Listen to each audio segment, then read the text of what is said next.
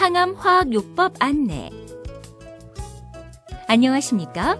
본 영상물은 항암화학요법의 개념과 목적, 부작용과 주의사항 등에 대해 설명드리기 위해 제작되었습니다.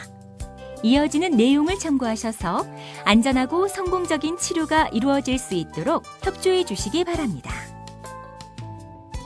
항암화학요법의 개념. 항암제 치료 또는 항암치료라고도 부르는 항암화학요법은 암세포를 공격하는 항암제를 투여하여 암을 치료하는 방법입니다.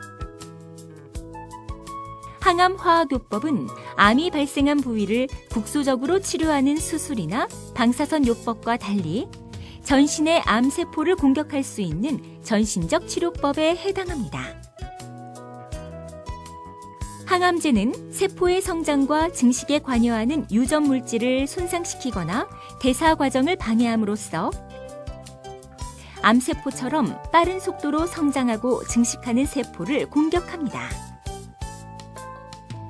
하지만 항암제의 이러한 특징으로 인해 골수의 조혈세포, 머리카락의 모근세포, 구강점막이나 위장관의 상피세포, 생식세포처럼 빠르게 분열하는 세포들은 암세포와 마찬가지로 항암제의 공격을 받아 다양한 부작용이 발생할 수 있습니다.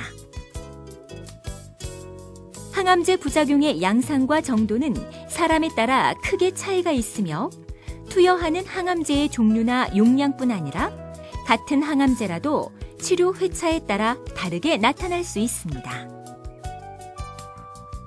대부분의 경우 항암화학요법을 마치면 정상세포들이 회복되면서 부작용도 사라집니다. 하지만 일부에서는 항암제가 영구적인 손상을 남기는 경우도 있습니다. 항암화학요법의 시행 과정. 일반적으로 정맥혈관을 통해 항암제를 투여하는 경우에는 손이나 팔의 정맥에 주사 바늘을 삽입하지만 최근에는 혈관 손상을 줄이고 환자의 고통을 줄이기 위해 히크만 카테터나 케모포트 등 특수한 도관을 삽입하고 이를 통해 약물을 투여하는 경우도 많습니다. 그 외에 근육주사, 피하주사, 동맥주사로 약물을 주입하기도 하며 알약이나 캡슐 형태로 복용하거나 복강, 흉강, 뇌척수강, 방광 내부로 항암제를 주입하기도 합니다. 항암화학요법에 사용되는 약물의 종류, 치료 기간과 횟수 등은 암의 종류와 진행 정도, 환자의 상태, 치료에 대한 반응 정도 등에 따라 달라집니다. 의료진은 항암화학요법을 시행하면서 혈액검사, 방사선 검사 등을 정기적으로 시행, 항암제의 치료 효과를 평가하고 부작용의 발생 여부를 모니터링하는데 치료가 효과적이지 않거나 부작용이 심할 경우에는 항암제를 변경하거나 투여량과 치료 시기 등을 조절합니다. 치료의 부작용과 관리 방법. 골수 억제로 인한 부작용.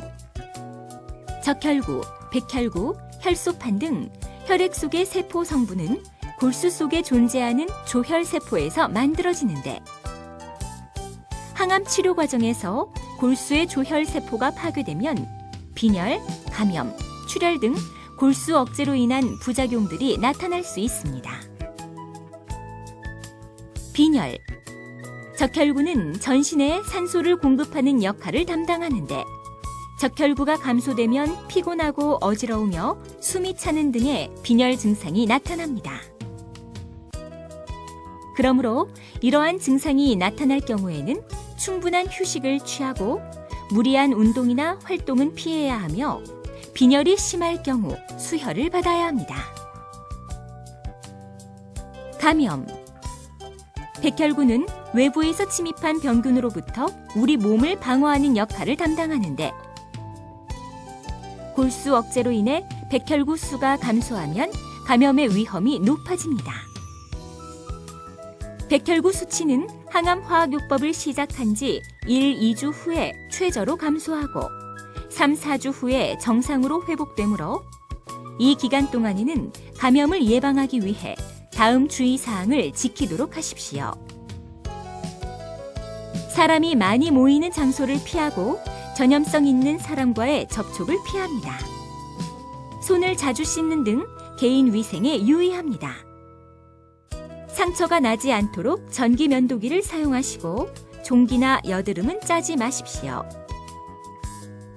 열이나 오한, 기침, 인후통, 피부나 상처에 염증, 소변을 볼 때 통증 등 감염을 의심해야 하는 증상이 나타나면 의사의 진찰을 받도록 합니다.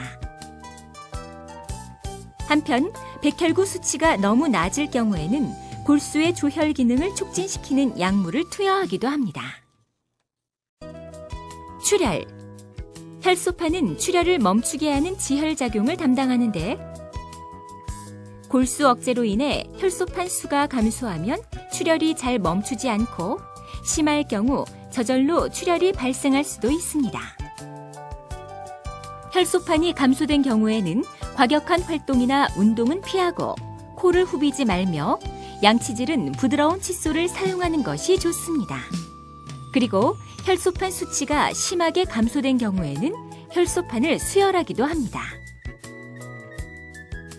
오심, 구토.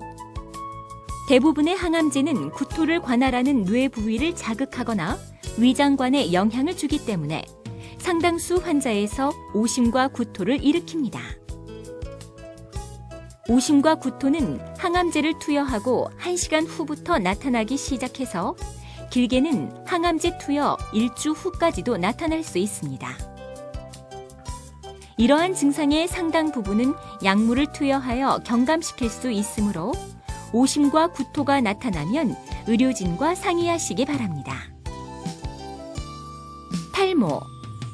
항암제의 종류나 개인에 따라 차이가 있지만 환자의 상당수는 머리카락이 가늘어지거나 빠지는 탈모 증상을 경험합니다. 탈모는 항암화학요법 1, 2주 후부터 나타나기 시작하여 2개월경에 가장 심하며 머리카락뿐 아니라 다른 부위에서도 발생할 수 있습니다. 손상된 모발은 치료가 끝나고 1, 2개월 후부터 다시 자라나지만 색깔이나 머릿결의 변화가 발생할 수 있습니다. 참고로 탈모가 나타나기 시작한 이후에 가발이나 모자를 맞추러 가는 것은 상당한 스트레스가 될 수 있으므로 가발이나 모자가 필요하신 분들은 항암 치료 전에 미리 준비해 두시는 것이 좋습니다. 피부. 항암 치료 과정에서 피부의 변색이나 건조함, 가려움증, 여드름 등이 생길 수 있습니다. 피부가 건조해지고 가려울 경우 뜨거운 물에서 장시간 목욕하는 것을 피하시고 보습 로션이나 크림을 바르십시오. 여드름은 감염의 위험이 있으므로 짜지 마시고 피부를 청결히 하고 치료용 비누를 사용하십시오. 혈관 및 주위 조직 손상.